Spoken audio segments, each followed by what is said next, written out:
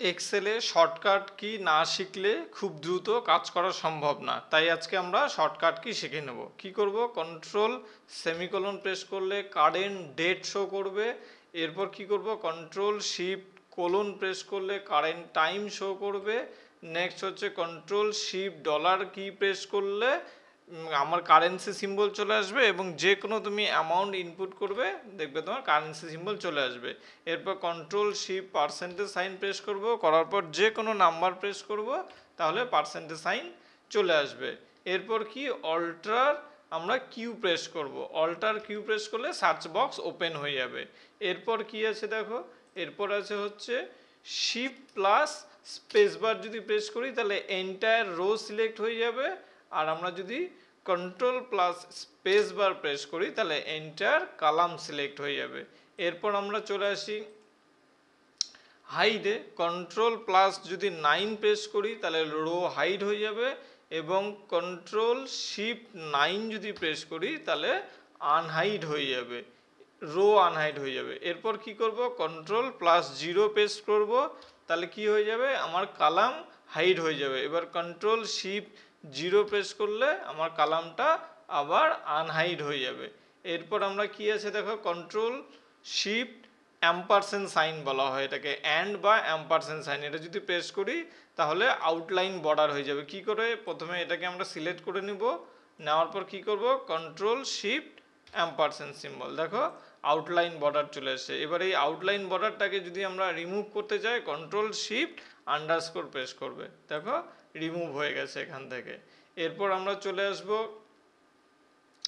Control D, control D press করলে কি হবে, আমাদের কপি হয়ে যাবে, ফিল ডাউন হয়ে যাবে। কন্ট্রোল ডি প্রেস করলে দেখো উপরে যা ভ্যালু আছে সেটাই অটোমেটিক চলে আসবে, কন্ট্রোল ডি যদি আমরা প্রেস করি। এরপর আমরা চলে আসব কি, কন্ট্রোল শিফট হ্যাশ সাইন, তাহলে কি হবে, ডেট ফরম্যাটে চলে আসবে। সে আমরা এরকম লিখলাম আজকে 11/9/2024। এবার দেখো এটাকে আমরা ডেট ফরম্যাটে কনভার্ট করে দেব। কি করব, control shift hash sign press করে দেব, দেখো ডেট ফরম্যাটে কনভার্ট হয়ে গেছে।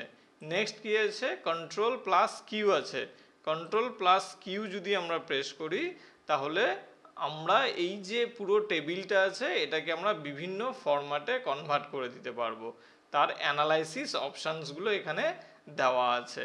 এরপর আমরা নেক্সট কি দেখব, কন্ট্রোল প্লাস এল আর কন্ট্রোল প্লাস টি, কন্ট্রোল প্লাস এল যদি আমরা প্রেস করি তাহলে টেবিলটা সিলেক্ট হয়ে যাবে, বা আমি যদি কন্ট্রোল প্লাস টি প্রেস করি তাহলেও পুরো টেবিলটাকে সিলেক্ট করবে। এরপর আমরা যদি ওপেন ওকে করি তাহলে এটা টেবিলে কনভার্ট হয়ে যাবে। নেক্সট কি আছে, কন্ট্রোল প্লাস শিফট প্লাস জি, কন্ট্রোল শিফট জি প্রেস করলাম, দেখো যে শিটটা নিয়ে আমরা কাজ করছি সেই শিটের পুরো স্ট্যাটিস্টিক দিয়ে দিয়েছে, শিট কত, লাস্ট কত নাম্বার সেলে আমরা কাজ করেছি, টোটাল শিট কতগুলো আছে, সেল ডেটা কতগুলো আছে, টোটালটা অ্যানালাইসিস আমরা এখানে দেখতে পাবো। নেক্সট কি আছে, অল্টার এন্টার, অল্টার এন্টার কি, দেখো আমরা প্রথমে কোনো একটা ডেটা পুট আপ করলাম, অ্যাপেল লিখলাম, এরপর আমি নেক্সট লাইনে অন্য একটা ফ্রুটের নাম লিখবো, তাহলে কি করব, অল্টার এন্টার প্রেস করব, করে আমি লিখব ম্যাঙ্গো। তো আমরা যদি নিউ লাইন এন্টার করতে হয় তাহলে অল্টার এন্টার প্রেস করব আমরা এখানে। নেক্সট কি আছে দেখো, control shift star mark, control shift star mark যদি করি তাহলে এন্টার, টেবিলটা আমার সিলেক্ট হয়ে যাবে। তো যদি আমাদের এই ভিডিওটি ভালো লাগে তাহলে অবশ্যই লাইক, কমেন্ট, শেয়ার এবং সাবস্ক্রাইব করবেন। ধন্যবাদ।